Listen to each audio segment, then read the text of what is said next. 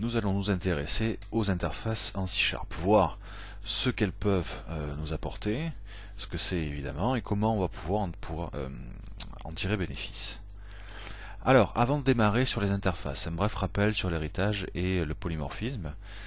Le polymorphisme, pour que je puisse en bénéficier, c'est un héritage plus des méthodes virtuelles. Il y a une règle pour définir un héritage. On dit qu'une classe B va hériter de A si et seulement si B doit bénéficier de l'intégralité de A au sens des méthodes. Dans cet exemple, nous avons ici une classe A, une classe B. La classe A propose deux méthodes, M1, M2. On s'aperçoit ensuite que la classe B hérite de A. De ce fait, la classe B récupère de manière implicite les méthodes M1 et M2. Là, elle va les récupérer de manière explicite parce que j'ai un override pour une redéfinition de méthode pour spécialiser les méthodes M1 et M2 par rapport à la classe A. C'est-à-dire qu'elles vont avoir un comportement, ces méthodes M1 et M2, un certain comportement dans la classe A. Elles auront un autre comportement dans la classe B. C'est pour ça que je suis obligé de faire un override. Mais la classe B propose son surplus de fonctionnalité avec la méthode M3, méthode M3 qui n'appartient uniquement à la classe B. Du coup, ensuite, je suis capable de faire ce genre de choses du point de vue du code dans mon main ou ailleurs. Classe A, objet O, égale new class B. À la compilation, l'objet est de type A, l'objet O est de type A. À l'exécution du programme, donc dans la partie de l'expression où on trouve le new, cet objet O va pointer réellement sur un objet de type B. Ça veut dire que si ensuite je fais 10o.m, M2, c'est la méthode M2 de la classe B qui sera appelée, est exécutée, et non pas la méthode M2 de la classe A. Donc là, j'ai une relation polymorphe classique. Alors, les interfaces. On a vu, pour que B puisse hériter de A, il faut que je me dise B est un A qui en plus propose ça. Donc nous, dans notre définition, on avait B est un A qui en plus propose la méthode M3. Parfois, je suis dans l'incapacité de confirmer cette règle. On imagine une classe A, une classe B. Chacune propose sa méthode M1 et sa propre méthode M1 du point de vue de l'implémentation de la méthode, de sa fonctionnalité. Du coup, je ne peux pas faire hériter B de la classe A. Pourquoi? Parce que B n'apporte rien de plus par rapport à la classe A. Donc je ne peux pas faire hériter B de A. Malgré tout, j'aimerais bien quand même bénéficier de la puissance du polymorphisme dans mon main. Donc dans ces cas-là, qu'est-ce que je vais faire? Je vais déclarer une interface de type AB. Je vais lui dire que cette interface propose la méthode M1. Void M1 void. Ensuite, je dis que chaque classe B et A va implémenter l'interface AB. On parle d'implémenter quand il s'agit d'une interface, on dit hériter quand il s'agit d'un héritage classique. Du coup, dans mon main, je suis capable de dire interface AB objet O, c'est-à-dire que je déclare un objet dont le type est le type interface, c'est-à-dire que sa composition sera réglementée, contrôlée par l'interface IAB. On imagine ensuite que nous avons la sélection du type réel à l'exécution en fonction de tel ou tel critère choisi par l'utilisateur ou par une partie de code tierce. Et grâce à ce choix, je suis capable de dire 10o égale new B. Donc je ne suis pas obligé de connaître le type réel de l'objet lors de l'exécution du programme. Je me contente de déclarer le type interface et je type réellement mon objet lors de l'exécution avec le new. Et ensuite, comme mes méthodes, les deux, elles s'appellent M1, ça me fait quand même gagner en souplesse du point de vue de mon code, puisque je fais 10o.m1, quel que soit le type de l'objet. Il aurait pu être un new A ou un new B. Comme les deux, dans les deux parties, s'appellent M1, je suis tranquille à ce niveau-là. Je ne suis pas obligé de faire des tests incessants pour savoir quelle méthode je dois appeler. Un peu de vocabulaire également. On entend souvent parler de classes, de bibliothèques, de composants et ce genre de choses, mais on ne sait jamais trop à quoi ça correspond. Alors effectivement, il y a plusieurs possibilités de types de modules lorsque je programme. La première unité fonctionnelle que je peux faire, c'est une classe. J'ai un projet, je fais add, new class, ça me permet de réutiliser le code dans d'autres classes, dans d'autres formulaires. Donc ça c'est la partie la plus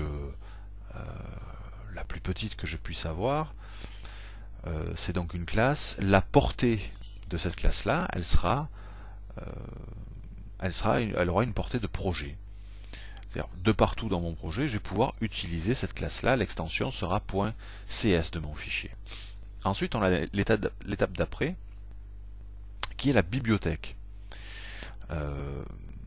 Alors, la bibliothèque, sa portée, c'est la solution. Solution au sens .NET du terme.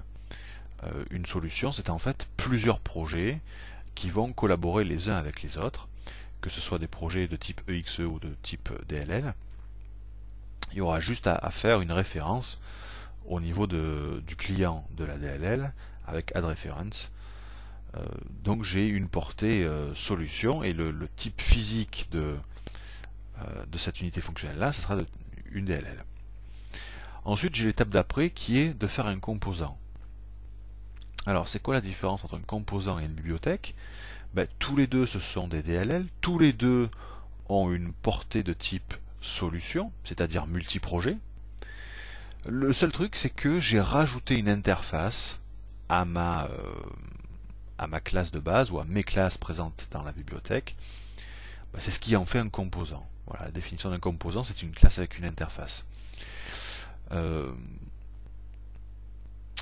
Et ensuite, la dernière possibilité que je peux avoir, c'est un composant .NET. Un composant .NET, c'est ni plus ni moins qu'une classe qui hérite de l'interface component du framework. Voilà, ça c'est les différents types de modules que je peux avoir et que je peux créer avec des interfaces ou sans interface. On va passer à une démonstration. Alors on va commencer avec une démonstration sans interface pour voir un petit peu ce que ça va m'obliger à faire lorsque j'utilise pas des interfaces. Ça me permettra de mieux comprendre l'intérêt d'utiliser les interfaces dans certains cas. Donc je suis dans un projet C# de type console et je vais commencer à écrire différentes classes.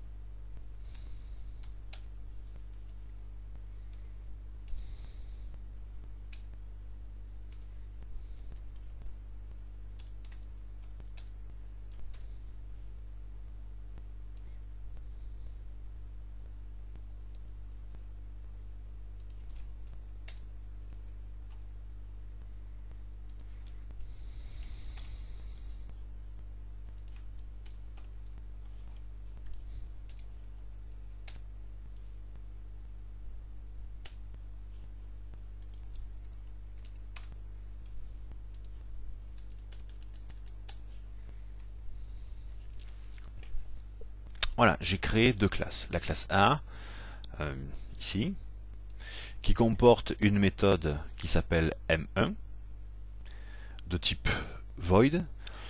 Qu'est-ce qu'elle fait cette méthode-là lorsqu'elle sera appelée? Elle va écrire dans la console je suis une classe A. Bon. Ensuite, j'ai la classe B qui comporte elle aussi cette classe B, une méthode M1, et qui va écrire cette fois-ci je suis une classe B. Alors maintenant, je veux utiliser ces classes-là, je veux construire mon programme, mais ne sachant pas à l'avance ce que l'utilisateur va choisir comme classe. Donc qu'est-ce que je vais être obligé de faire? Ce genre de choses. Point.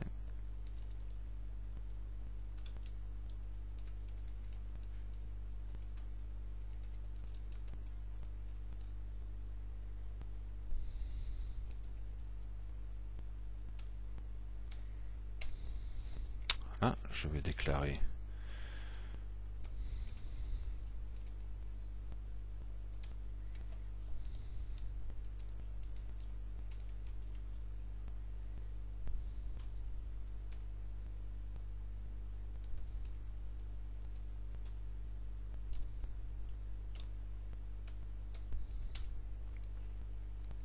voilà.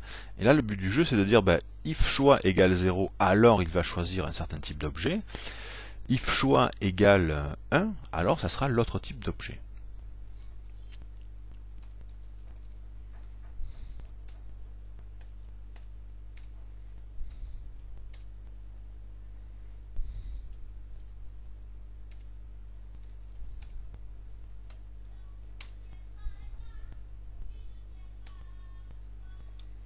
Donc ici, en fonction du choix que va faire l'utilisateur sur telle ou telle classe, le if va diriger l'allocation mémoire de tel ou tel objet en fonction de ce qu'a choisi l'utilisateur. Alors, à ce niveau-là, on n'a pas beaucoup le choix. On va être obligé de déclarer deux objets distincts.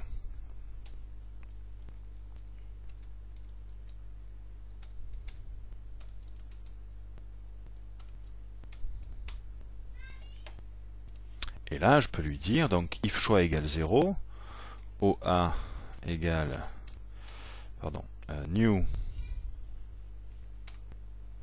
A.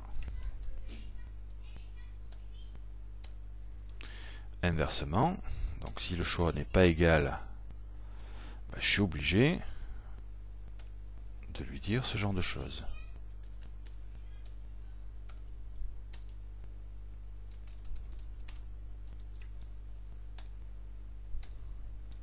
Et ensuite, je suis capable évidemment de lui dire d'appeler la méthode choisie.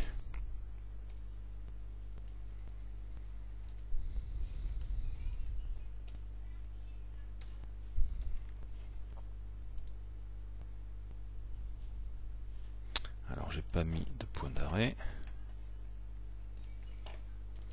Voilà, donc j'exécute le programme, je vais choisir un objet de type A, donc je vais taper 0 à ma console.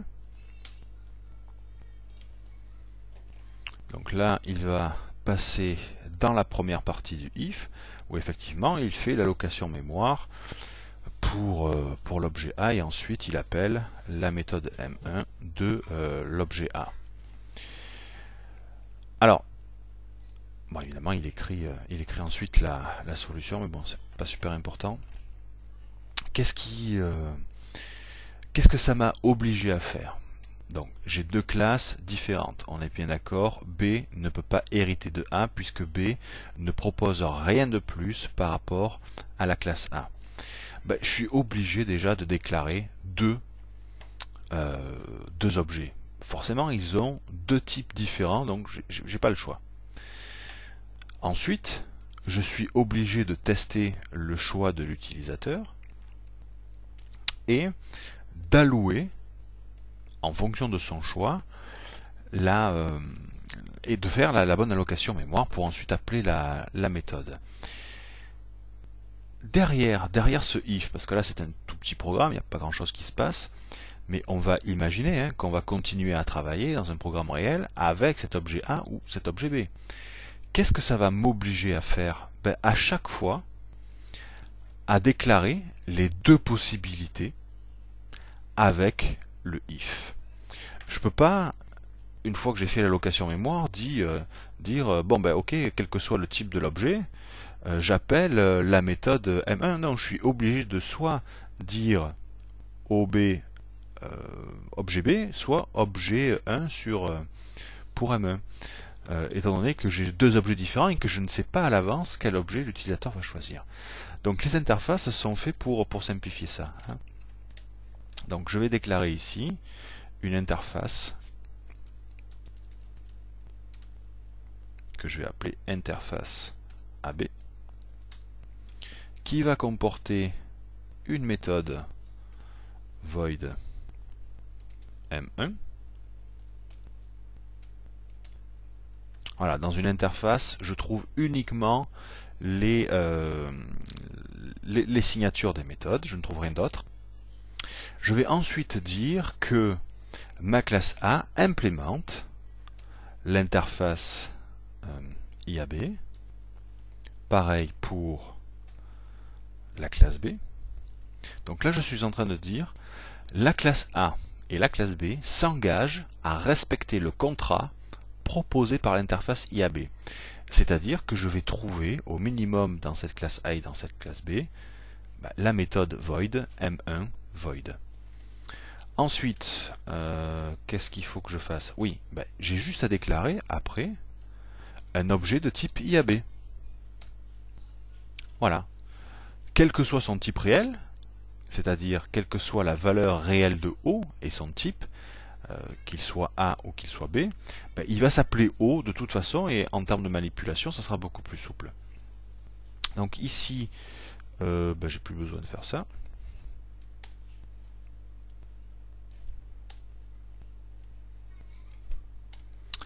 Donc if choix égale 0, alors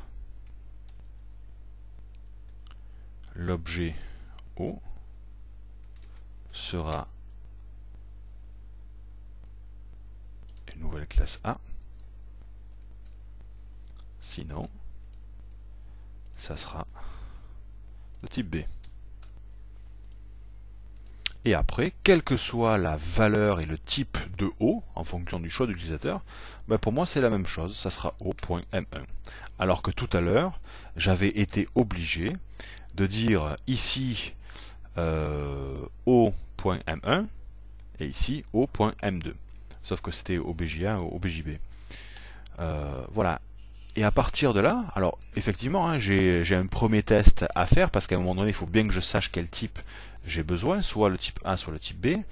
Mais à partir du moment où l'utilisateur a fait son choix et que moi, derrière, j'ai fait la bonne allocation mémoire, je suis tranquille. Ça sera O.M1, quel que soit l'endroit de mon code et quelle que soit l'action de l'utilisateur ensuite. Donc c'est quand même beaucoup plus pratique de faire ce genre de choses. On va remettre notre point d'arrêt. Je prends valeur 0, on va y arriver. Voilà. Donc il va tester la valeur de choix. Il trouve que c'est un type A. OK. Et là, il va appeler OM1 sans savoir lors de la compilation quel était le type réel de l'objet.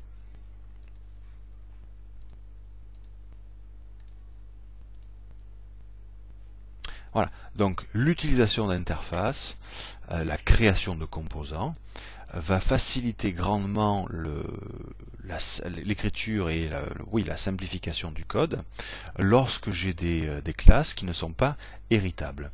Par contre, il faut que je m'engage évidemment à respecter le contrat d'utilisation que j'aurais décrété dans l'interface. Peut-être un exemple plus précis et plus parlant que classe A et classe B, on pourrait dire, moi je gère des instruments de musique. Chaque instrument de musique va proposer sa méthode jouer. Donc ici j'aurai la méthode la classe violon, ici j'aurai la classe piano, et là j'aurai une méthode jouer, donc jouer en fonction de ce type-là, et ici jouer en fonction de ce type-là. C'est-à-dire que les classes, leur structure est strictement identique, que ce soit un piano ou un violon, chacun pourra jouer son son respectif, c'est juste l'implémentation des méthodes qui va changer. C'est typiquement le cas de figure où les interfaces vont être utiles pour moi et vont me faire gagner en souplesse et en rapidité de codage.